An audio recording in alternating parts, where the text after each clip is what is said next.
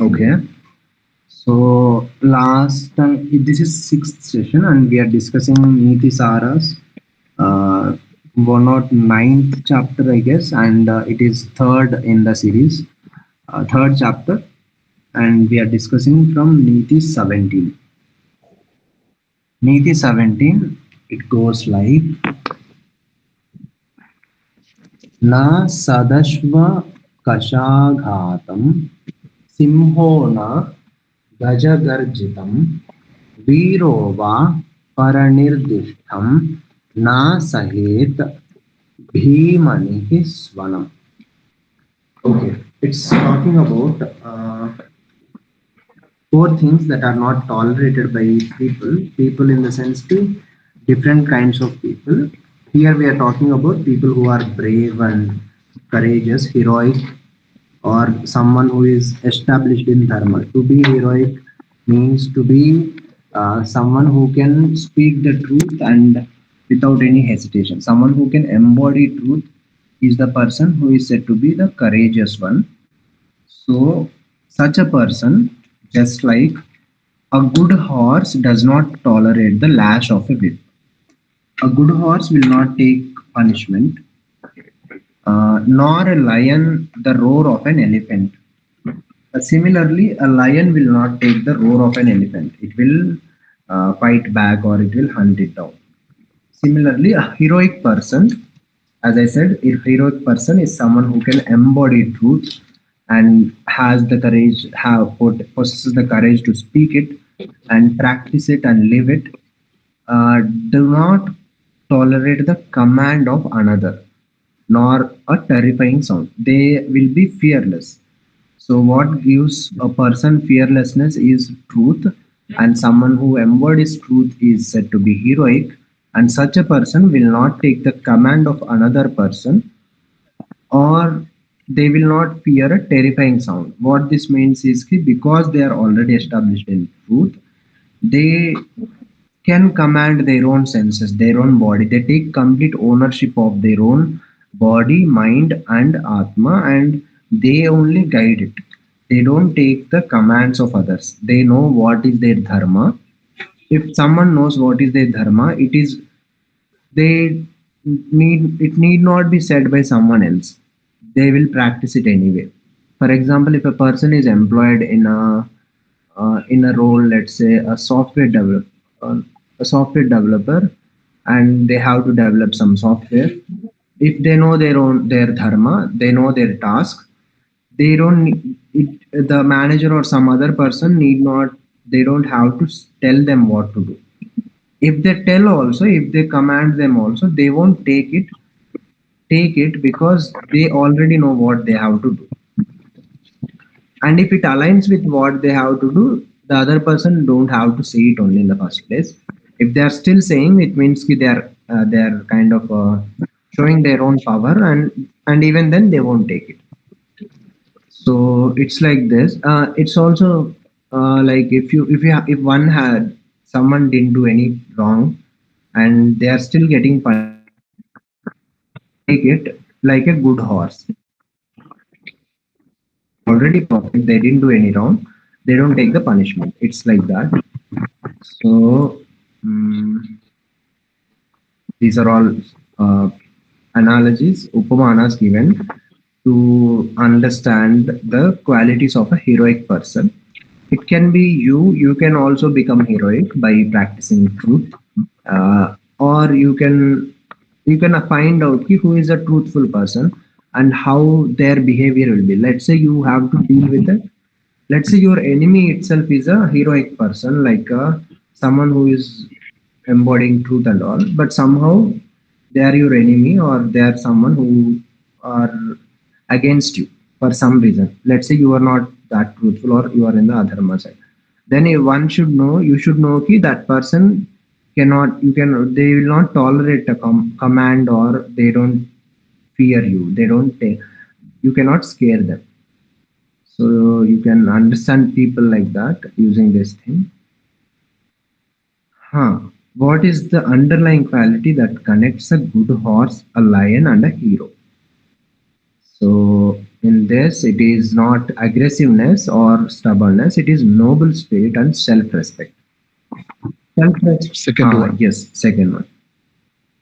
So noble spirit is again, it's a noble spirit in the sense that it is something that is established in truth, like Satya Harishchandra. Satya Harishchandra do not fear anyone but his own word, whatever he has given.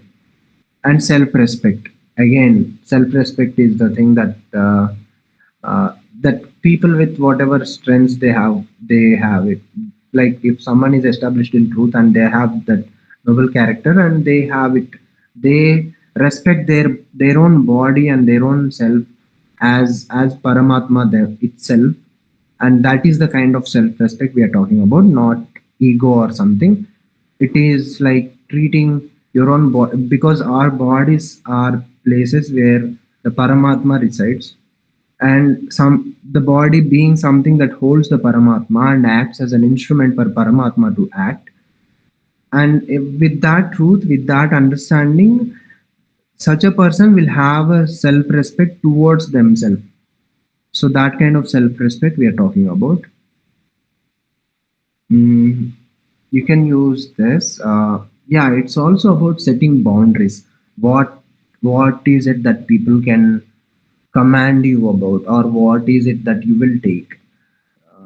So that also, and then upholding your own self-respect. Self-respect is a very important thing, because again, as I said, body and mind and whatever your own self is not just some piece of flesh or something. It is an instrument of Paramatma itself, so one should hold it to that level of self dignity and all. And also that selflessness or something like kindness towards others or something, that is also a quality that comes from the recognition that even in that body also there is Paramatma. So from self respect only you will be able to respect the other person. If you cannot respect your own self, you cannot respect the other person also. So yeah, about the boundaries, what is it that you can tolerate, you cannot tolerate? This is to understand your own nature. Like depending on your own nature, you will be tolerating certain things. And depending on how much you respect yourself, you will be tolerating people and things and words, all kinds of treatment which is not really pleasant to you, or not supposed to be something that you should be getting. Even it could be also how you treat yourself, like what kind of food you give to your own body, what kind of care you take care of it, how much of yoga or workout you do so that it sustains, or what kind of if you are eating a healthy food, that means ki you respect your own body and self. If you're not eating, if you're eating junk and all, that means ki you're not respecting that shows a lack of self respect. So in that sense also you can see what is it that I am tolerating, what all negativity or whiplashes kind of that I am tolerating, and then what could be a dignified response, like how you can fix them, how you can fight them, so that you develop that self-respect and act according to that towards your own self.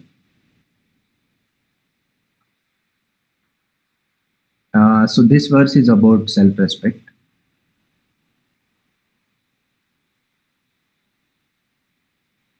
Next we have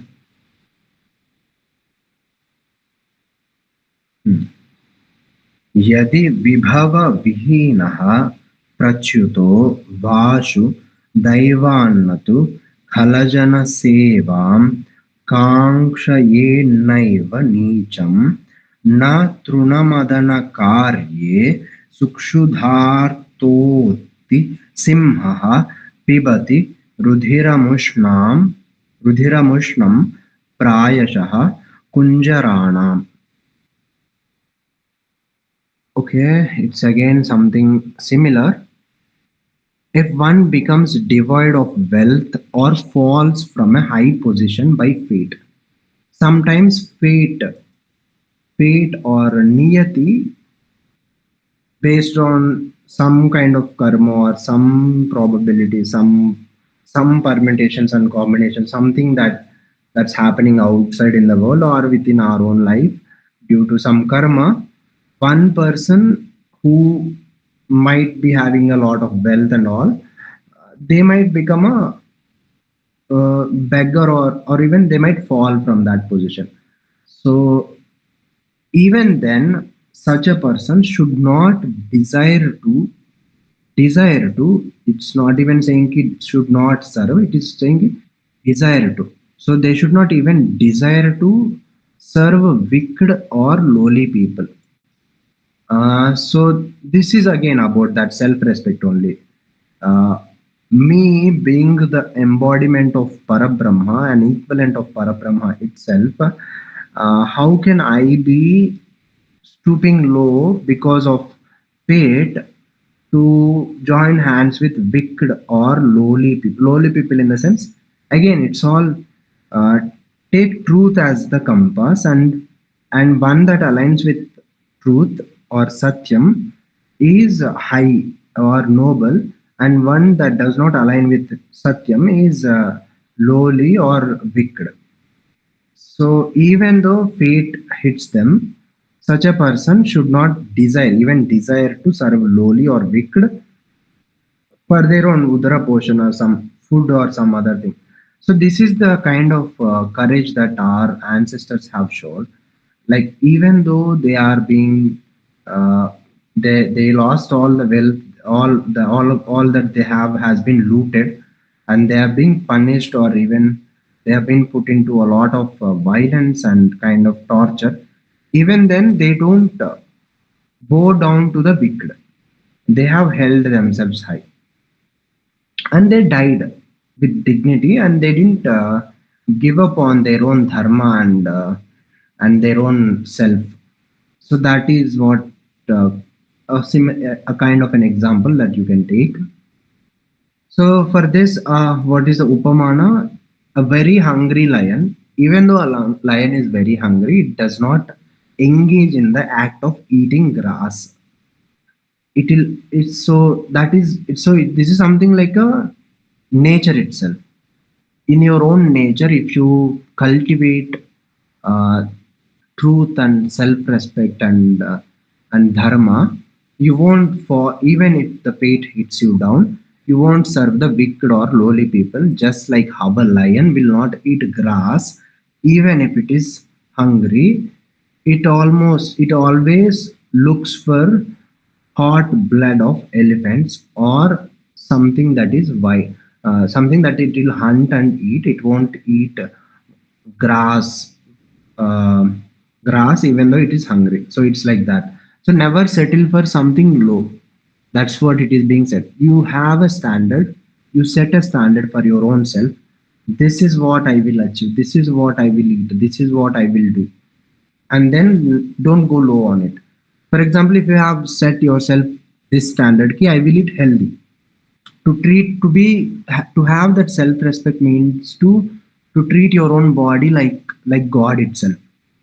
So you can say ki I will only give the best of food, best of emotions, best of feelings, best of thoughts, best of literature, all that to my own body, mind. If you set that standard, you won't stoop low, you won't go down. Let's say there is a peer pressure. You're in your office. There's this some event, and they're forcing you to eat something unhealthy, and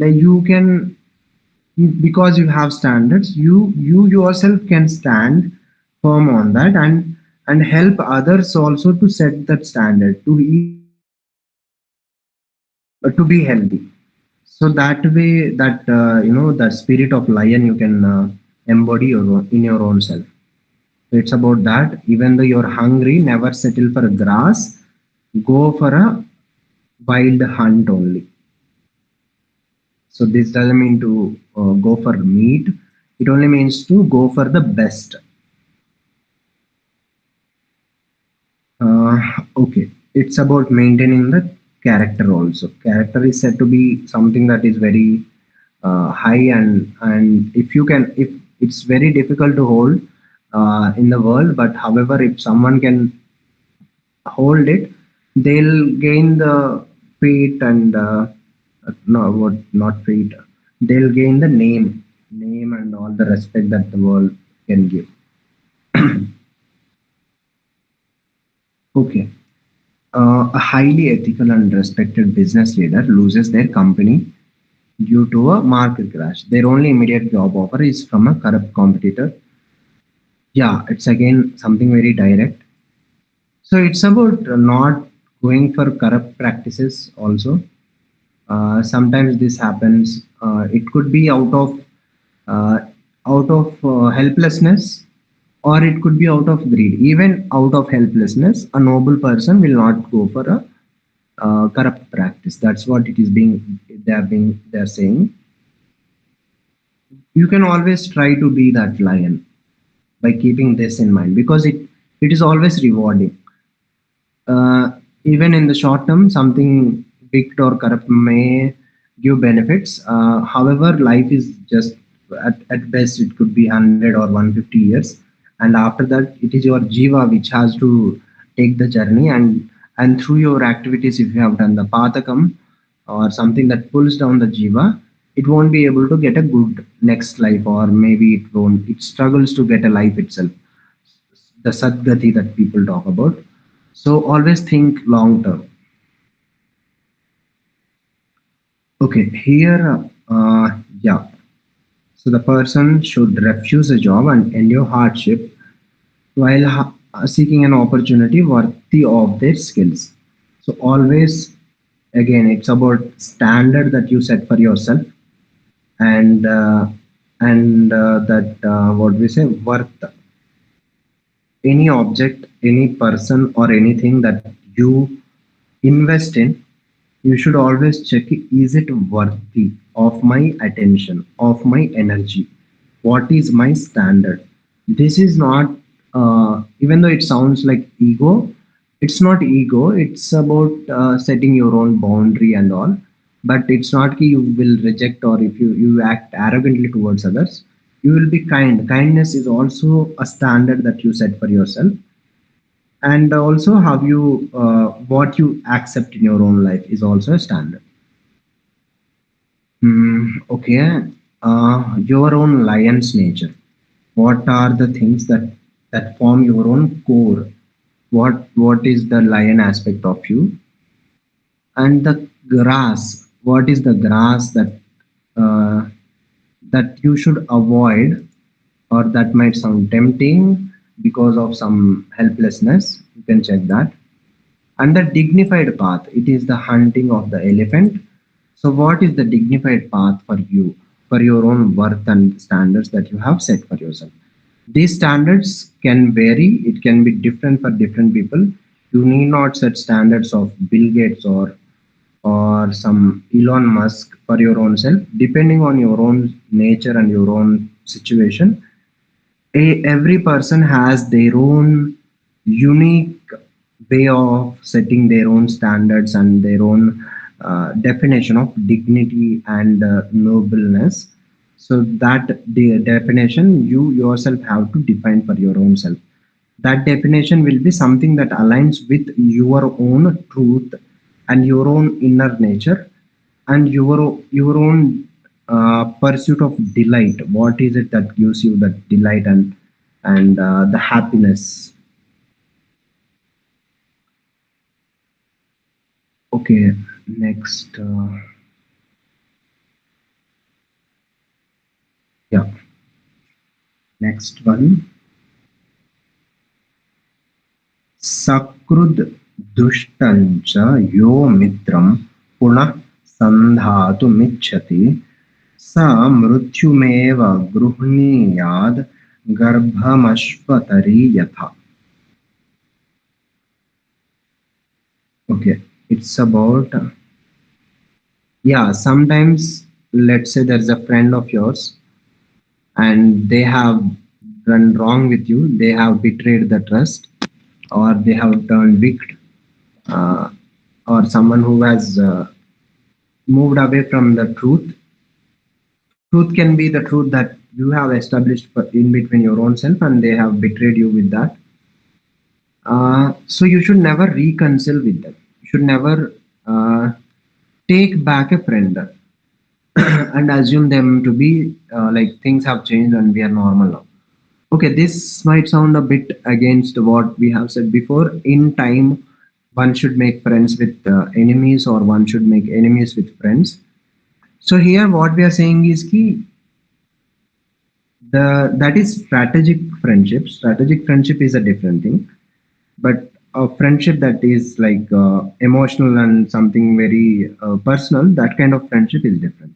So here we are talking about a personal friendship, or even in a strategic friendship. If you take someone back, someone who has done wrong or someone whom you have insulted, they will only try to bring you down or hurt you. So it's like it's said to be equal to death itself, because it's like keeping snake next to your bed. If they are enemy, if it is someone you identify as enemy, you know that is an enemy for uh, for sure. But if you're bringing someone like a friend, a wicked friend, and keeping them back as a friend, that means you don't know when they'll attack you. You haven't even you made a wrong identification of the person. So that will cause that is equal to death itself, just as a she mule does through pregnancy. So this is a she mule's pregnancy is said to be fatal upon giving birth. So that's why. So it is said to be like this metaphor has been used. This applies to uh, friends, even for your own self. If you have, if you're anything that breaks, it's like this. Anything that breaks, and if it breaks badly, if it breaks for wicked reasons in the sense ki which something like for a selfish reason, or something that is intentional. Intentionally, someone has wronged you, and then if they come back saying ki sorry and I did it in a hurry, or some other mistake, it happened by mistake, you should not trust it, because unless people are children, like let's say 7 or 8 year old, something like that, they if they have grown up, it's always every act is always intentional mostly, and there is always a reason why people do things like that. So you should not trust them. You can bring them back and have strategic friendships, but never put your trust on them. Okay, a business partner once embezzled funds from your company. Yeah, they have since apologized and want to start a new venture with you, promising they have changed. It's true that people change, or people may get their lessons by doing wrong things and all, but it's not for you to take that risk. You are not the ground for experiment. So see it that way. You can be kind to people, but you cannot be the ground for experiment for people to act and try things out. So don't make that mistake, because the patterns people always kind of mistakes can be repeated, and mistakes are something that happens in situations. And if that particular situation, if such situation can come again, like frauding, or frauding with funds and all, if such a situation comes again, this person is most likely to do that mistake again. So here, yeah, acknowledging their apology and refuse to ever engage in a position of trust. So it's about position of trust. You should not have a relationship where you are putting trust in the person. You can always accept the apology and be normal. It's not like there are enmities. You have to be enemy forever with that person. Okay. It's important identify the wicked. So again, wickedness, it could be difficult to identify, but you can keep truth satyam as compass, and see how much a person's Words, their actions, and their intentions are aligned in their own life, and how much they are aligned when within your own relationship. Based on that, you can have that identification. Uh, is there a thing like you can even before going for some retrusting activity, you can anticipate how this might affect me, and then put that wise boundary. Okay, next.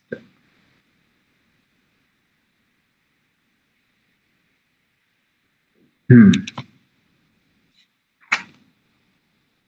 Next we have Shatrora प्रियं वदानि नोपेक्षितव्यानि बुधैर्मनुष्यैः तान्येव कालेषु विपत्कराणि क्षिस्य पात्राणि हि दारुणानि. Okay,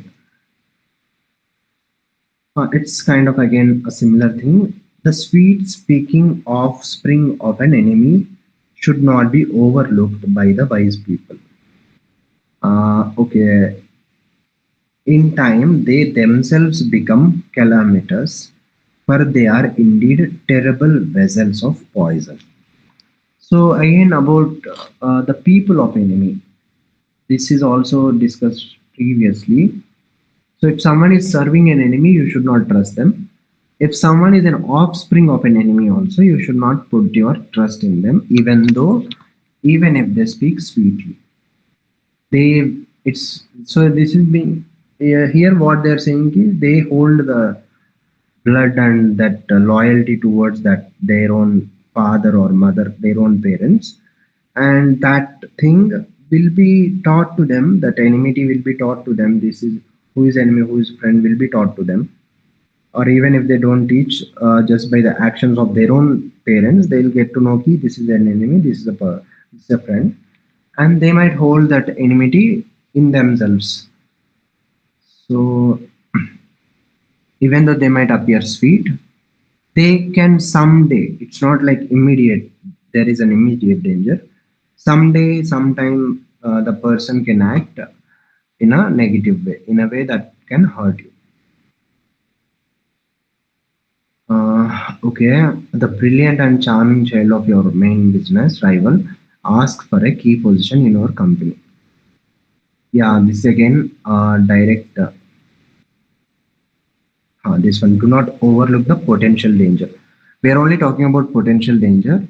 We're not talking as a certain danger. Yes, sir.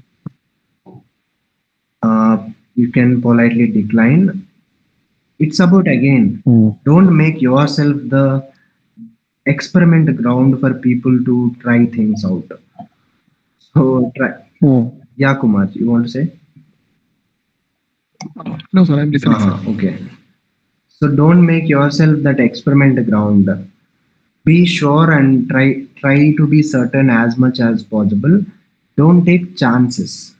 Chances, especially when there's going to be danger, serious dangers like things where you lose your time that could be what we say that time which can be utilized for some other opportunity, and your own energy and your own health, all these things, something that causes trouble to your own self. Don't take a chance on that. Don't let people try things out on you. Okay, so you should look for that sweet speaking situation, something that might look very pleasant and might be pleasing also. Potential poison, something that you should anticipate based on the previous whatever has happened, or what kind of relationship that sweet speaking person or thing have with your own enemies and all. Then you can see how not to overlook it. So the action is not to overlook or not to assume it won't cause harm. So it's about that. It can be even within your own self. There are many enemies. For example, laziness could be that sweet speaking person. Laziness feels so good, but the potential poison is disease and losing on the opportunities and the possibility of having a better life. So your wise action should be not to overlook it.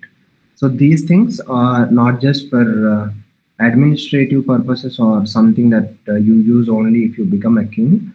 This is something that you can use in your own personal life and within your own self. Okay. Next we have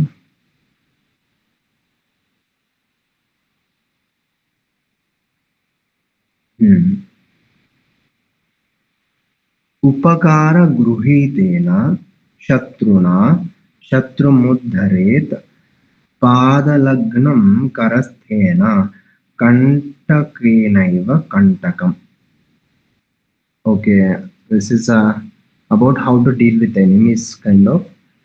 One should remove an enemy with the help of another enemy who has been brought under obligation. Just as a thorn embedded in the foot is removed by another thorn held in the hand. So this is again a beautiful analogy and also verse. So enemies, if you confront them directly, then there is danger of you yourself getting hurt. So it is said ki it's wise to use another enemy. Like you don't fight enemies directly. You fight enemy. You keep two enemies in fight, make them fight, keep them busy in fighting, and you make your moves secretly in a way that one day you will take them over. So first you should see, okay, there are many enemies, many things, and you can, if you with your own strength, try to win over the smallest enemy. Once you have that enemy in your own hands, in your own control, use that enemy to hit on the bigger enemy or some other enemy.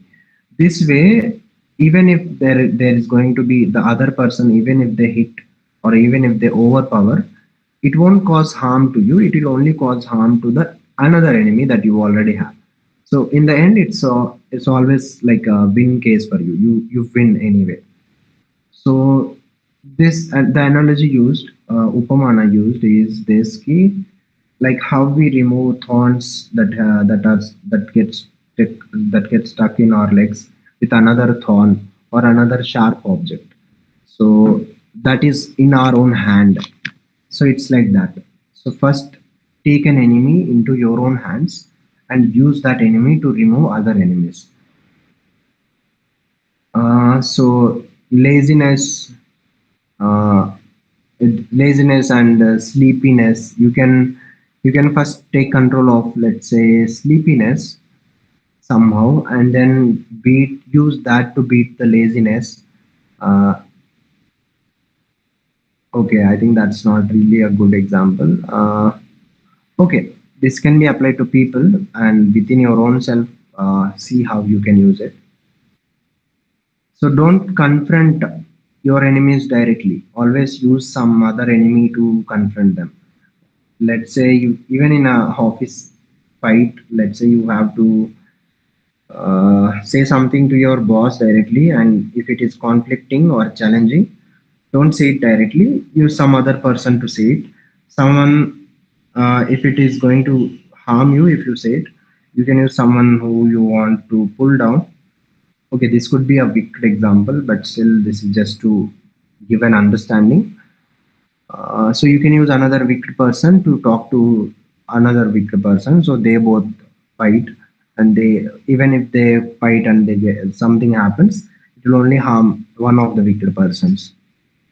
So it's like that. Hmm. Okay, you're competing with with company A for a major contract. A smaller company B who was recently wronged by a company A asks you for a small favor that will help them but won't directly affect your contract bid. So it's like that only using. enemies to beat another enemy who is under your own control, like that. You can see what is the thorn in the foot, a primary challenge. This can be many things. You can have many challenges. It could be health issues, financial issues, or anything like that. A potential thorn in the hand, something that is in your own hand. Again, it's about taking in a personal level. On a personal level, it is about taking control of your own self, seeing what is it that you can control, and with that thing, whatever you can control, how you can remove the thing that you cannot control. It's like that. So you can use favors to bring this enemy in your own control, the smaller enemy. That way, you have one enemy in your hand, and using that enemy, you trying to, like, keeping that enemy in the front. You're trying to win the bigger enemy or some other enemy.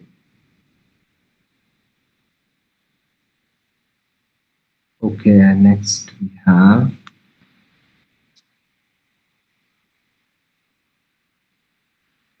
hmm, अपकार परे नित्यं चिन्तयेन्न कदाचन स्वयमेव पतिष्यन्ति कूलजाता इव द्रुमाः. Okay, this is about, okay, there will be people who will be who might be trying to pull you down or trying to harm you out of many reasons. It could be jealous, envy, or anything, or it could be just enmity, some kind of enmity, whatever. uh, it's saying ki you should not focus on them, you should not think about them, because a person who is trying to pull others down, they will fall on their own, like trees growing on a river bank. So this is a lesson for your own self also, and for like, if you are someone who is thinking to pull someone down through some activity, like because of your own jealousy or envy or some kind of reason, then if you try that, you will only fall down, because that won't work. Because in world there is only one thing that judges, that is Bhagavan, time, karma. So they pass their judgments brutally. They don't care about anything. You are not someone to judge. Your responsibility, or your what is it in your own hand, is you can act to uplift your own self or even others, to make a better life for your own self. But you cannot be the judge unless you are already a judge officially. Even there also, the person is only the judgment is being passed, is not really the ultimate judgment. There is always what, even that person will be acting as an instrument of time only. It's not the person themselves are judging. So it's like that. So always leave it to time, karma, and Bhagavan. If people are trying to pull you down, but what you should do yourself is ki you should always try to lift yourself up and try to protect. Depending, you can do if it is there, but not worry about them. So they will anyway fall down, just like trees growing on a river bank. So when you see someone trying to pull you down, you should see them as a tree growing on a river bank. Because a tree growing on a river bank, it will have a weak foundation, because the soil will be wet, and one day the water will pull it down, so it will fall down somehow. It does not require another external force. You don't need to waste your time and energy on them. So, okay, example, a colleague is constantly trying to undermine your work. What is the most powerful and strategic response according to the verse? Yeah, these things happen. So do not waste your thoughts on them. Focus on your own work and let their own actions be their undoing. So their own actions will. So these things. things like intentions and wickedness, or even anything that you hold in your own heart, it will come out somehow.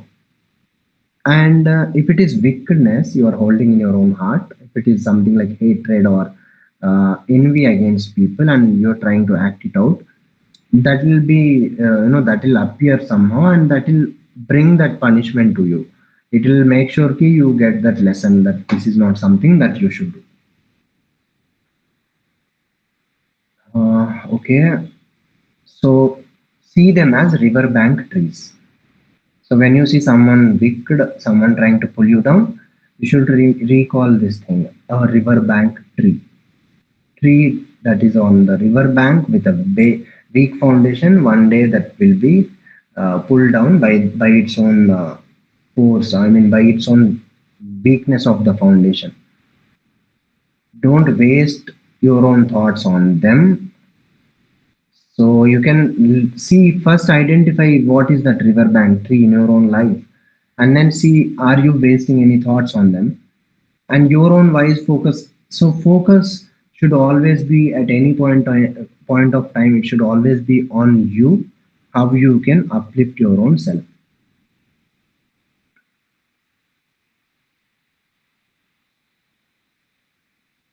Okay, next we have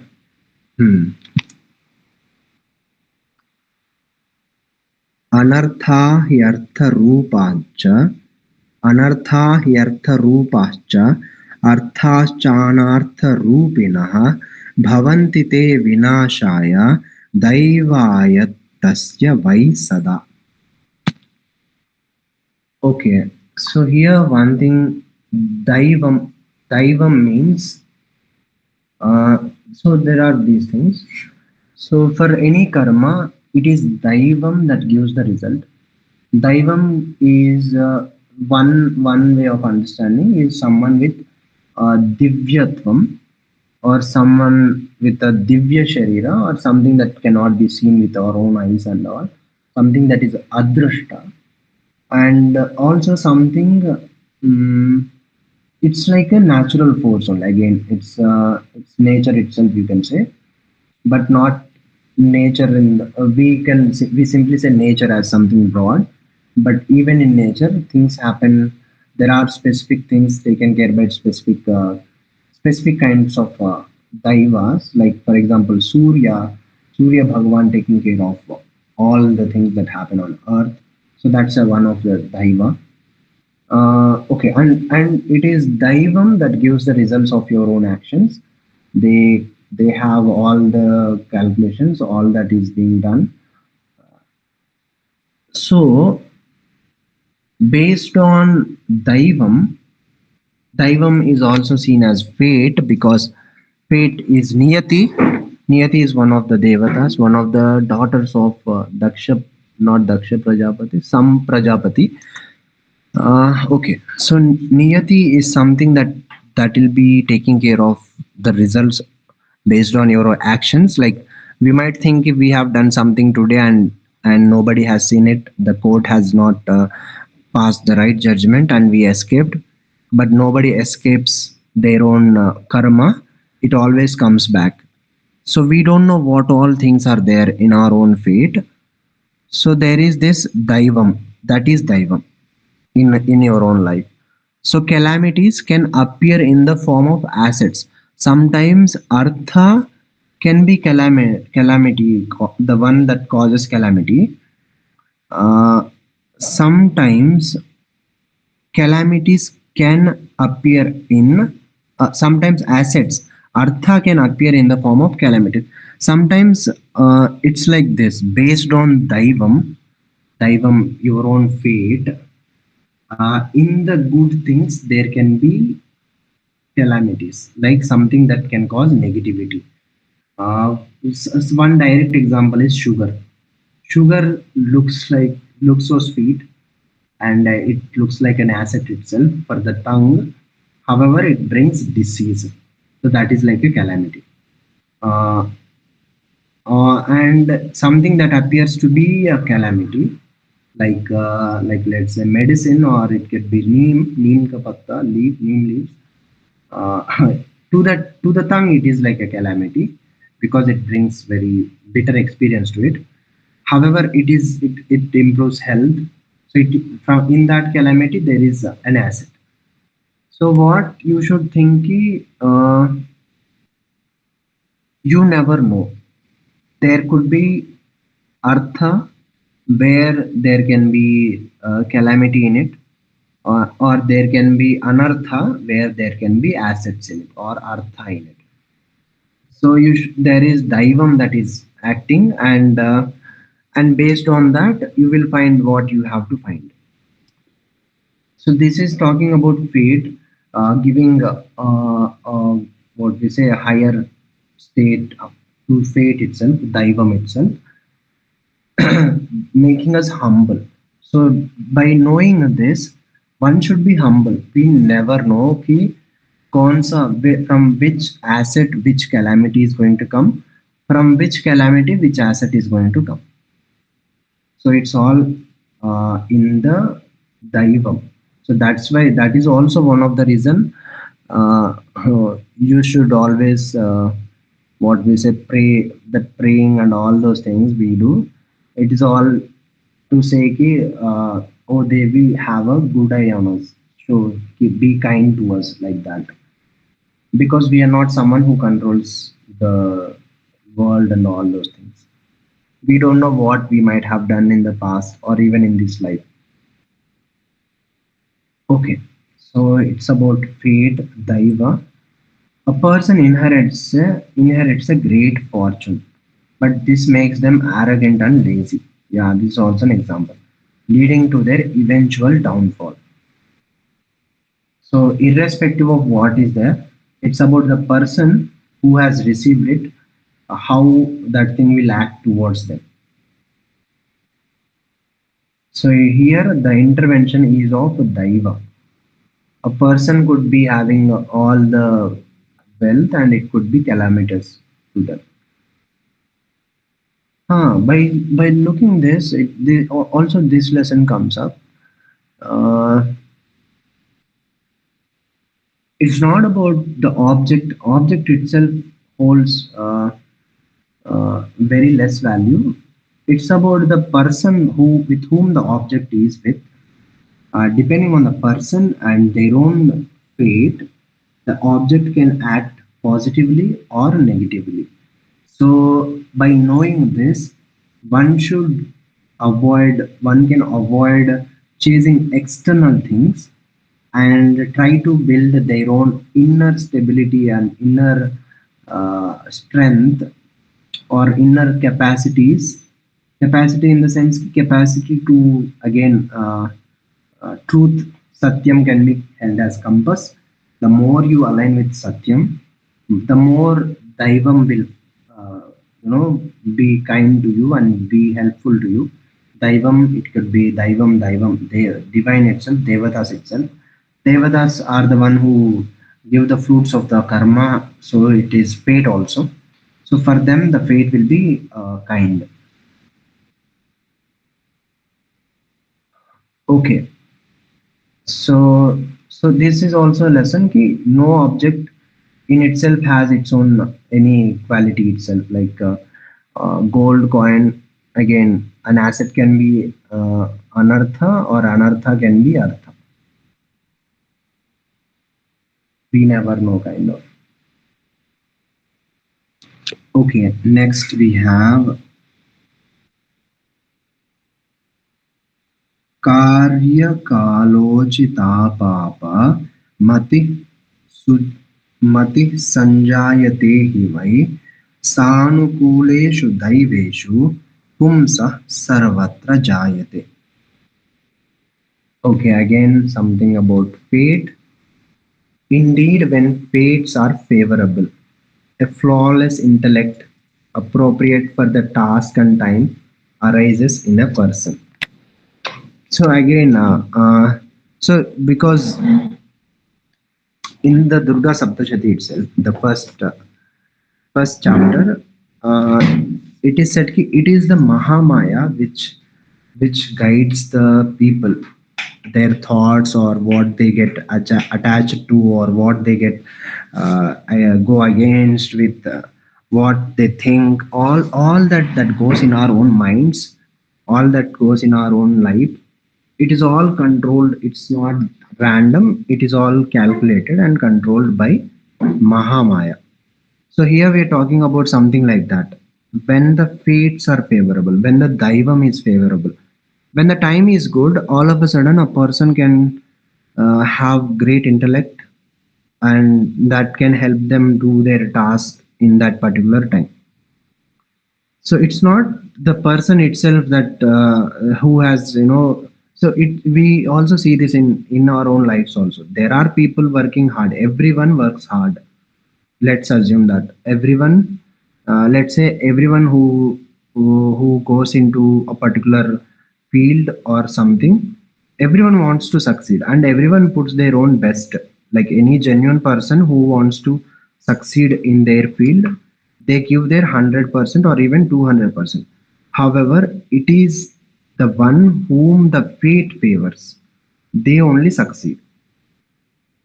This can be seen in every field, or it can be particularly in film industry.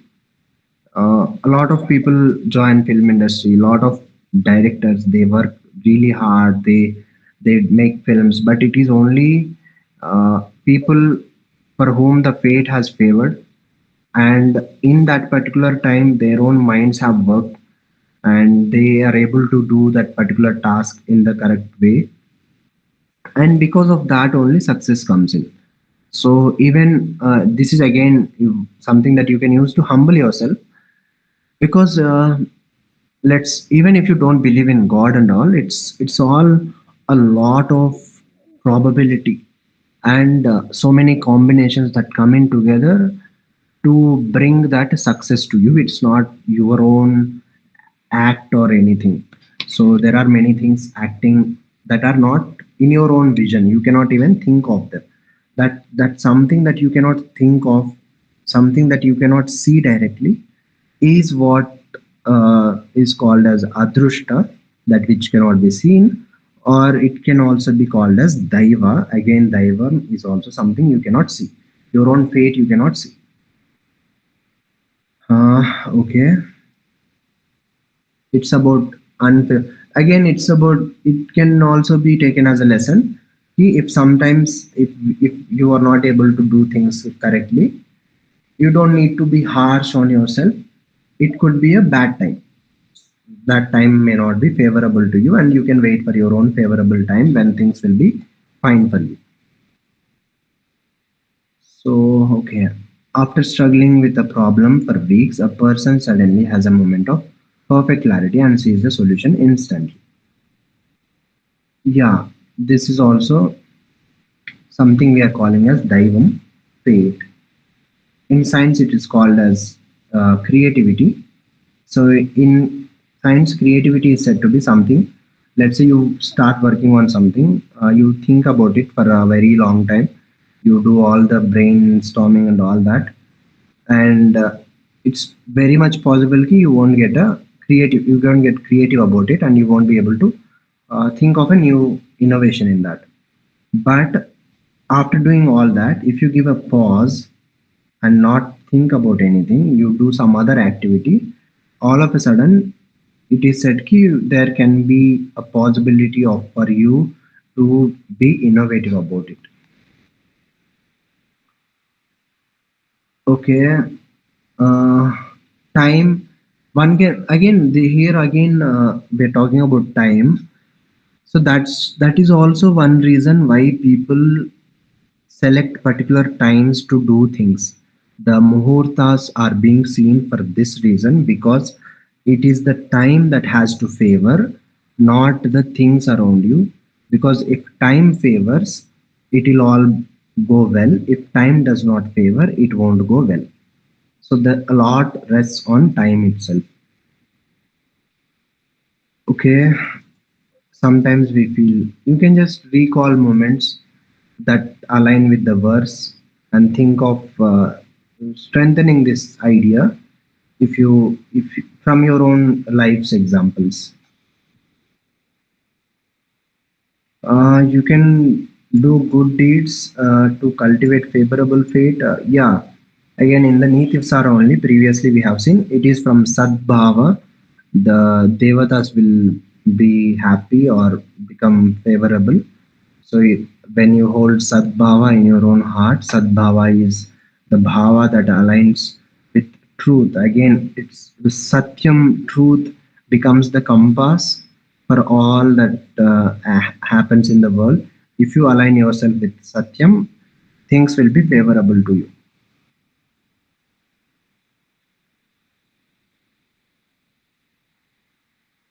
Okay, next.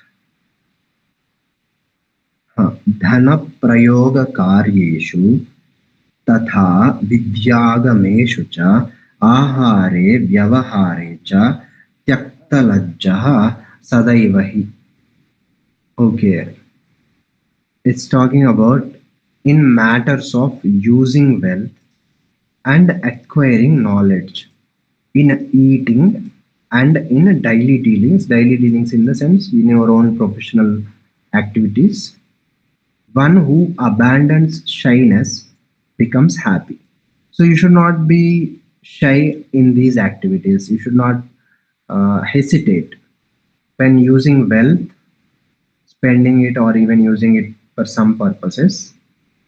Acquiring knowledge. If you hesitate in acquiring knowledge, you won't get the knowledge in its full sense. Again, this hesitation we see in classrooms. One should not hesitate to ask questions because that is a kind of hesitation, shyness. In front of your own teachers or mentors or people with whom from whom you want to learn something, you should not hesitate. Always be open, free, be shameless, kind of shameless in the sense he don't have a shyness. He, okay, if I ask this I might look like a fool.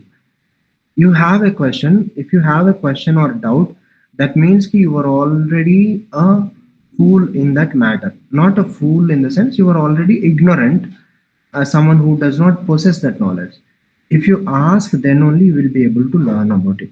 So don't have shyness in this one.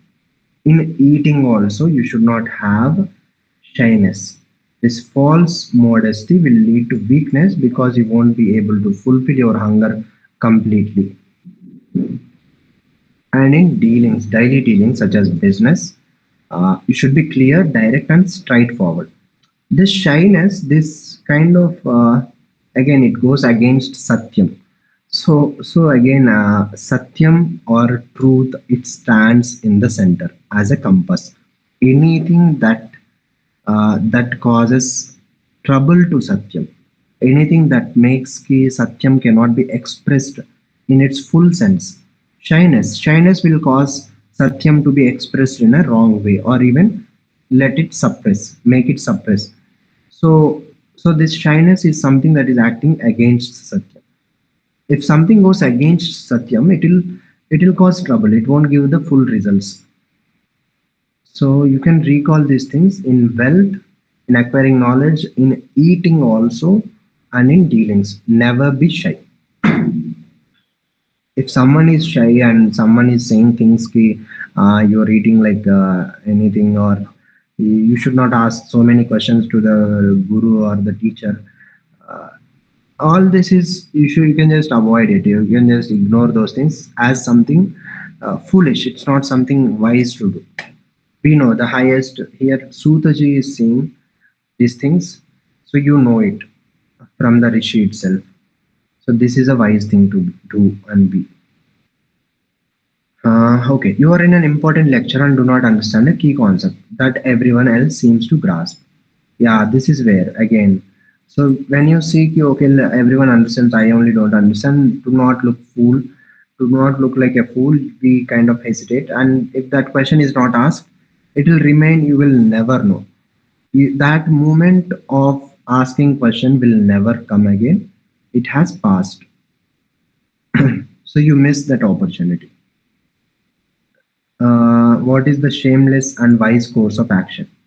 Raise your hand, ask the speaker to clarify the point, because so by asking, by being free of shyness, you establish yourself as someone who is aligned with the truth and honest. That way you will become more trustworthy in your own circle also. So guided boldness, so you can plan this. So it's about being bold. So luck also favors the bold. Daivam will favor the bold because it aligns with the truth of their own self, what they hold in their own heart. So you can identify areas where you are shy. It's not wrong, it's not a crime to be shy. It's just it will only cause harm to you. So it's better you slowly try to break away from it. So see places where you are shy and the harm that has caused by that shyness, and your own action towards clearing that shyness. So this should not be taken as nirlajja. Nirlajja is not having shame again. There should be hesitation when it is about acting against dharma, when it is about doing something that is hurting someone, something that goes against dharma, because it will be a patakam. So when you're performing or acting, or when you're tempted to act towards a patakam, you can have that shyness, shameness. But when it is about, again, like in this verse they have said, about using wealth, acquiring knowledge, eating, and in daily dealings, you should not be shy.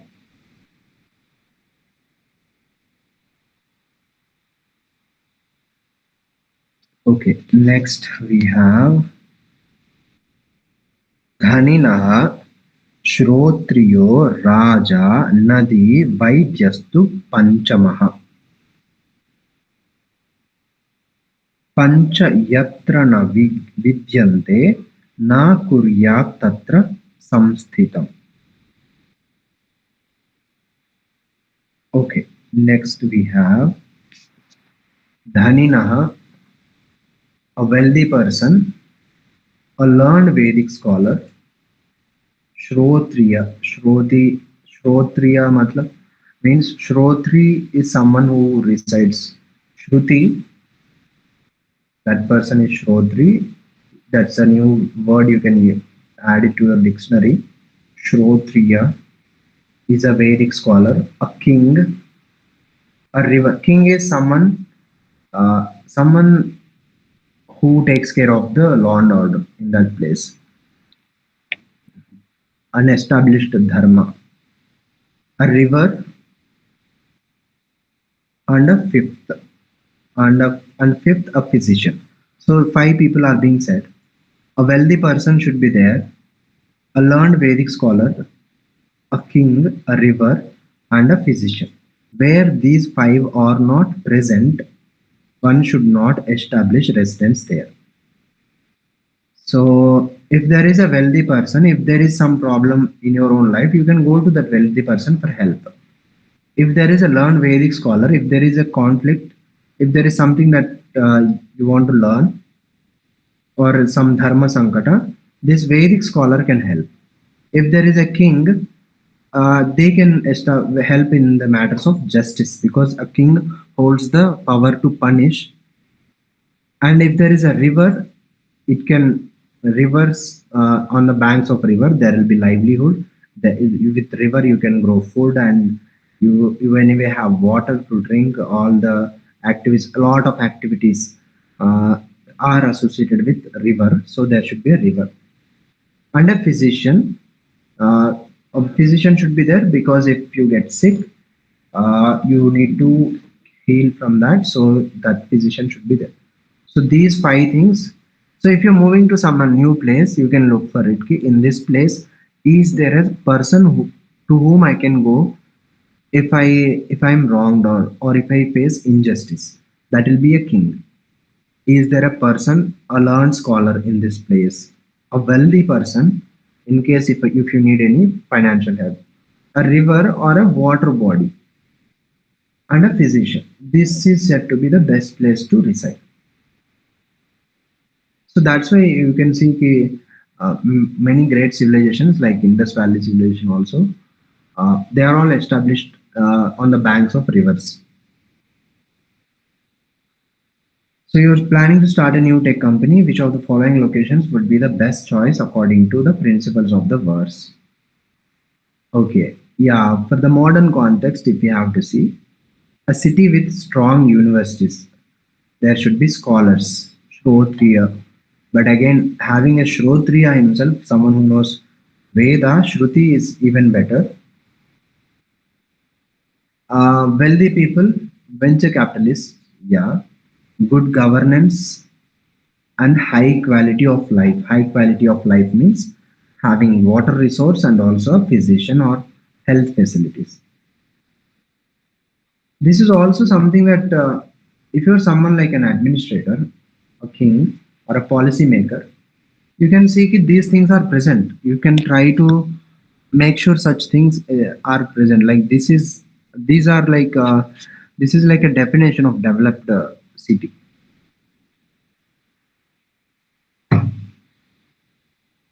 Okay, next you can use your own. You can use this to make your own analysis of your own place, how much of economic opportunity is there, how much of knowledge and culture are there, what is the law and order case, and natural resources and amenities, and good health care. So how much of them are present, you can do your own analysis. Okay, and you can, when you do the analysis, it doesn't mean ki you move away from that place. If you cannot move or if you cannot go to a new place, you can always try to make that place uh, like within your own family also. You can try to make people who have these qualities, like a physician can be made, a person who knows Veda can be made, a wealthy person can also be made. King may be difficult.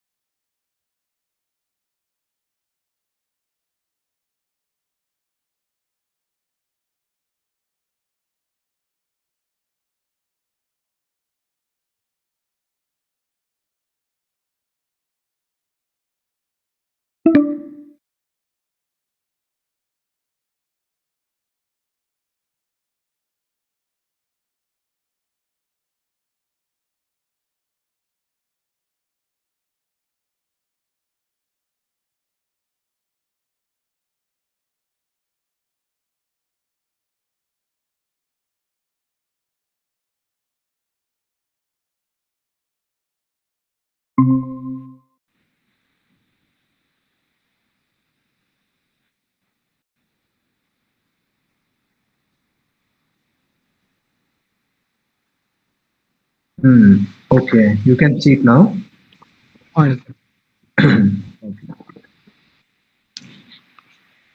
लोकयात्रा भयं लज्जा दाक्षिण्यं दानशीलता पञ्च यत्र न विद्यन्ते न तत्र दिवसं वसेत्.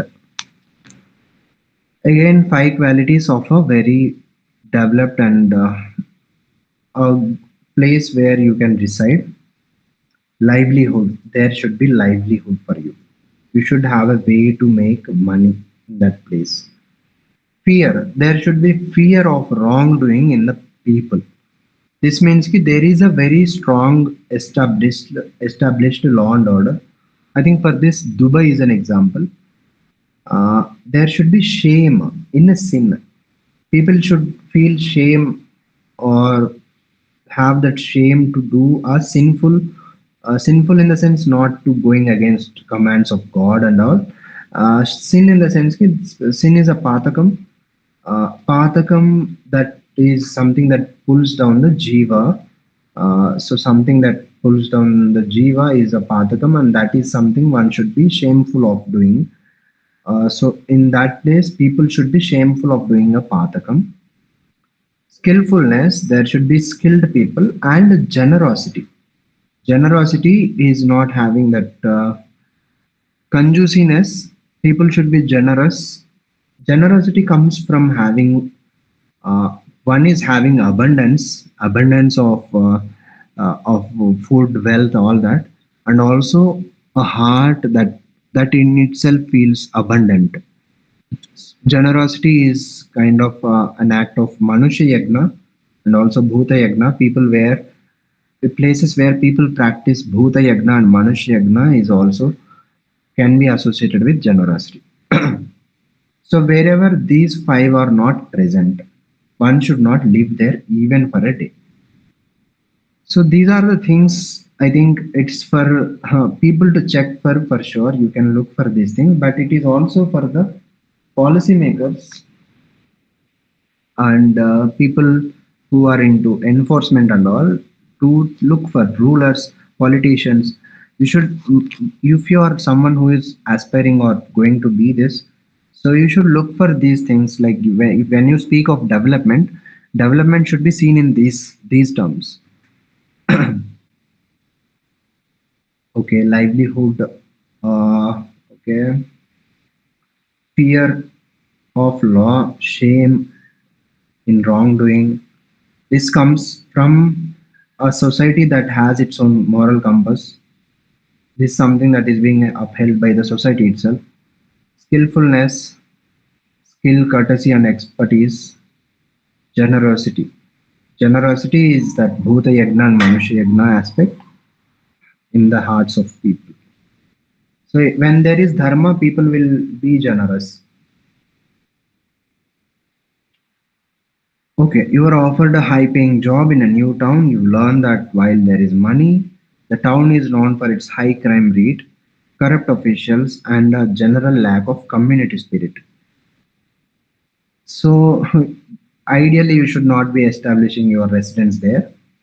But if your country itself looks like that, if there is no place for you to go, then it's okay. You can go there, or maybe make an effort from your own earnings to make the place better.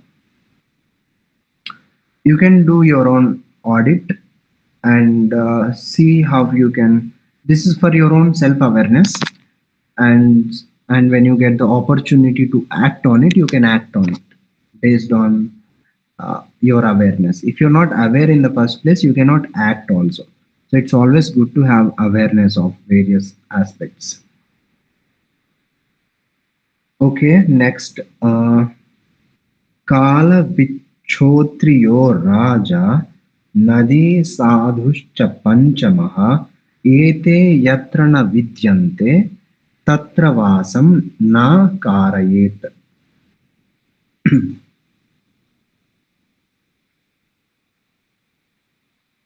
Okay, so here an astrologer, Kala Vichotriyo, a person who can uh, read about time and how it will act. One second. Kala Vichotriyo.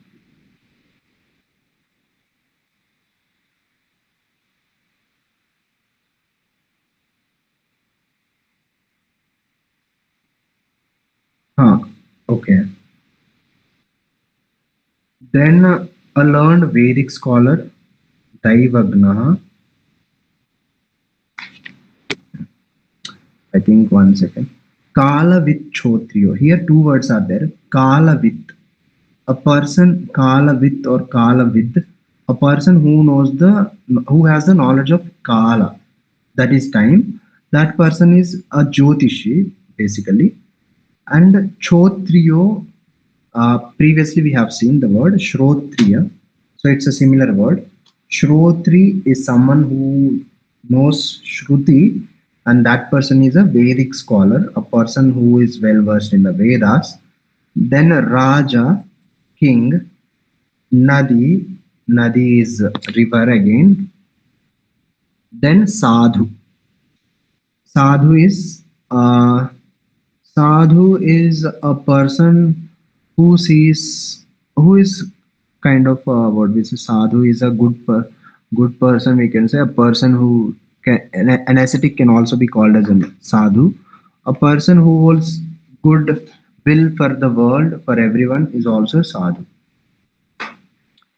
So wherever these five are not there, one should not make a residence over there. Okay.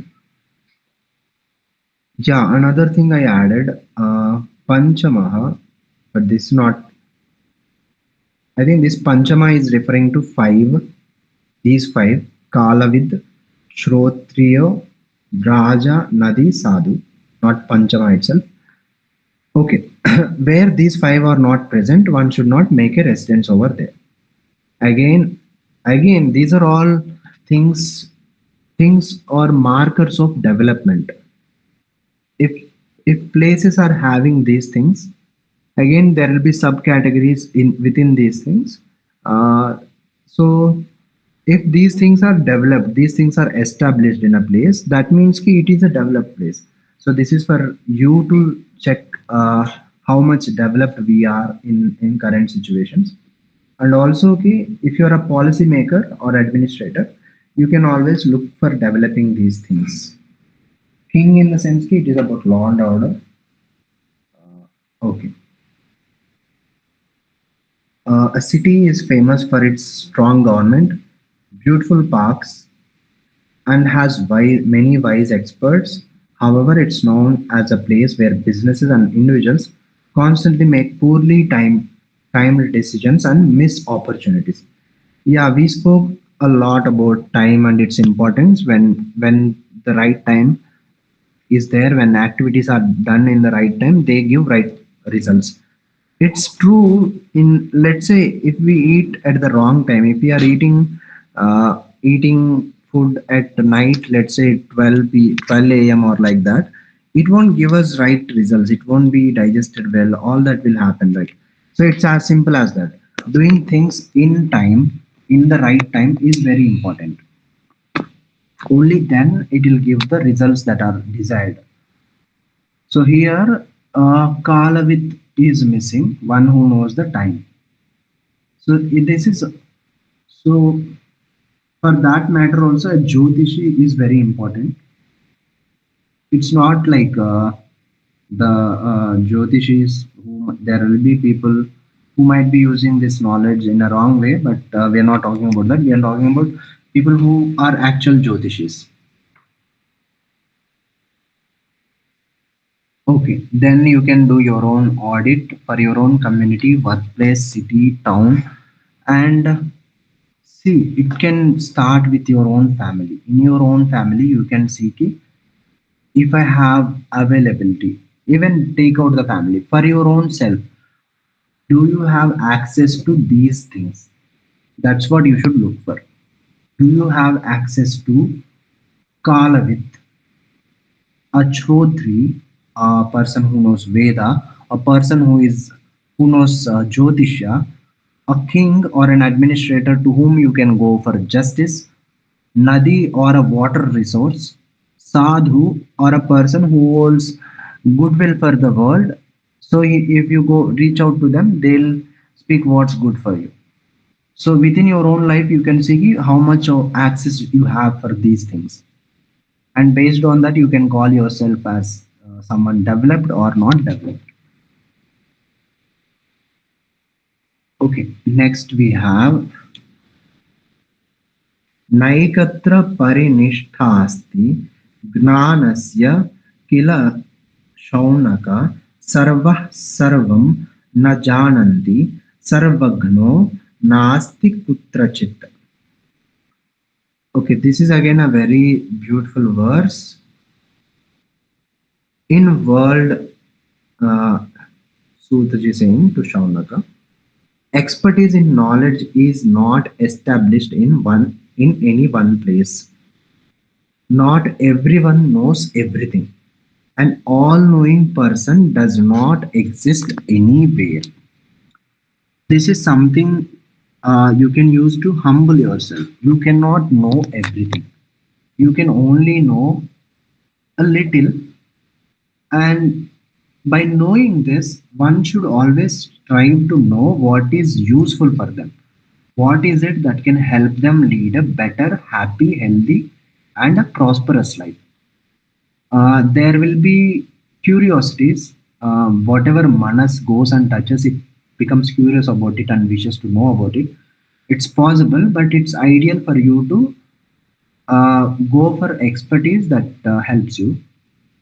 And another way, another lesson here is not to.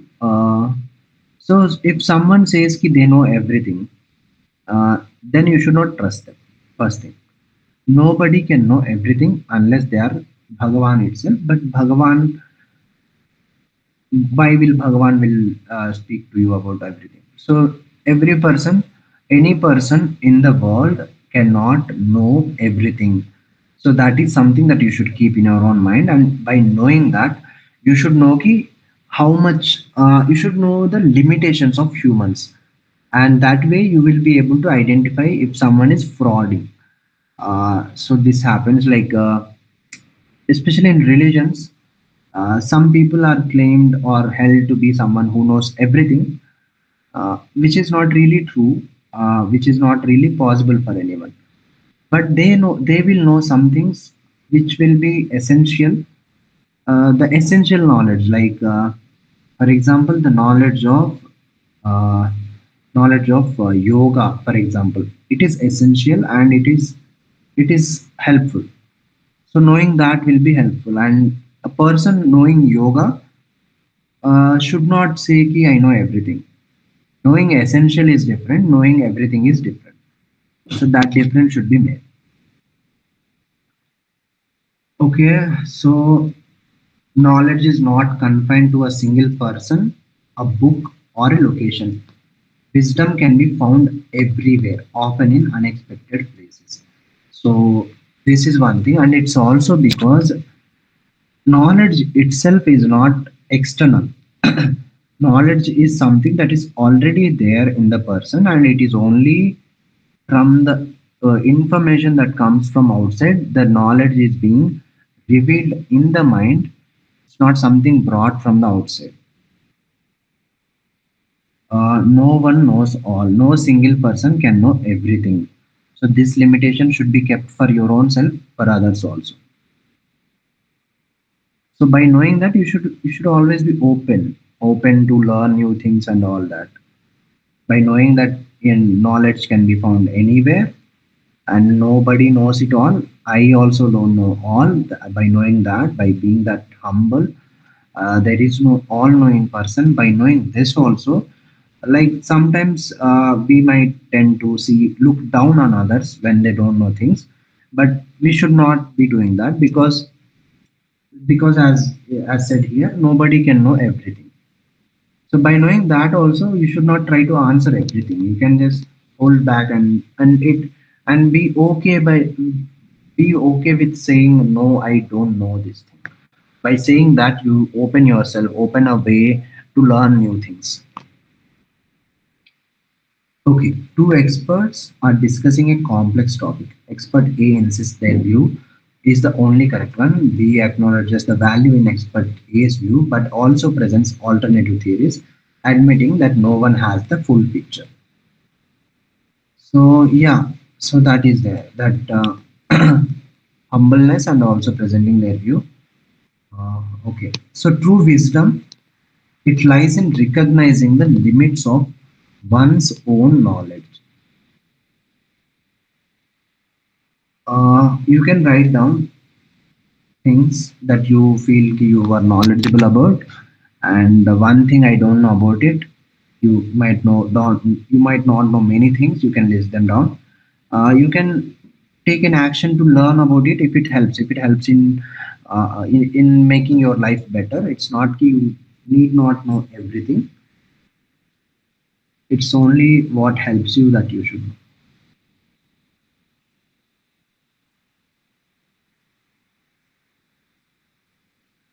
Okay, next, the last verse again. So little related to that only in a different way. Na sarva vitkankshidihasti loke natyanta murkho bhuvi चापि कश्चित् ज्ञानेन नीचोत्तममध्ये नीचोत्तममध्यमेन यो यं विजानाति स तेन विद्वान्. I'll read it again. Na sarvavidkashchidihas Na sarvavidkashchidihasti loke. It is loke, not loko. Loke natyanta murkho bhuvi chapi kaschit ज्ञानेन नीचोत्तम मध्यमेन योस् यो यम विजानाति स तेन विद्वान्. Okay, again, no one in the world is all knowing that we have seen, nor is anyone on earth completely ignorant. This is also something one should keep in their mind when dealing with people. People act from their own intelligence. There is certain level of intelligence in everyone. In fact, there is certain level of intelligence in every being, as said in the Durga Saptashati. Again, it's all run by Mahamaya. So there is intelligence in every being, and it's almost equal. Intelligence is almost equal in every being, even in the living beings. Every being acts from an intelligence, some level of understanding, and some level of they will have their own pursuits and all that. So by knowing this, one should not look down on any person. There will be something to learn from every person. A person is considered a scholar in that specific area of knowledge. Okay, scholar in the means ki that person is knowledgeable in a particular subject. It could be low, high, or medium, which they understand well. So the lesson here is there is no person who knows everything. There is no person who does not know anything. There are, it is only any person of any knowledge is only a scholar of that particular subject, a particular area. It could be, it can vary in degrees. So yeah, like this, where different people will have different kinds of expertise. Who is a Vidwan? A car breaks down on a remote road. A university professor with a PhD in literature and a high school educated mechanic are present. See, it depends on, depending on this situation. A PhD will not be able to do anything, but a high school educated mechanic can help you. So it's again, it's about being humble. No matter what, how much you learn, how much you grow, how much wealth or knowledge or name one acquires, it doesn't matter. It's, there are always people who know something that you don't know, and by knowing that, always be humble and be open to learn new things. Okay, you can become vidwan in some aspects. You can see where you are a vidwan. Areas where someone you know as a vidwan, so you can make this list also. This will help you when you are struggling with something. You can reach out to them for help. Okay, with this we complete Niti Sara chapter 3. Chapter 3 in the series. It is 1/10th chapter in the Garuda Mahapurana. It has 30 verses. Okay. Any questions, Kumarji, you want to ask or share anything? Uh, no, sir. It's okay. Good. Okay. They mainly Okay, fine. Uh, understand that. We should be Yeah. aware of our duty, and Yes. knowledge is wealth, and we have to understand that, and we shouldn't boast that we know everything like that. Am Yeah, I right? correct. Yeah, yeah. Sometimes knowing a little, like someone might know something that is very precious also, like Mm. astronomy or black holes or some dark matter. Yes, It sir. doesn't mean that that is everything. There is knowledge, different kinds of knowledge. Yeah, Okay, sir. correct. Yes. Okay. We'll continue with Yeah, next sure, chapter. sure, sir. Thank you so much.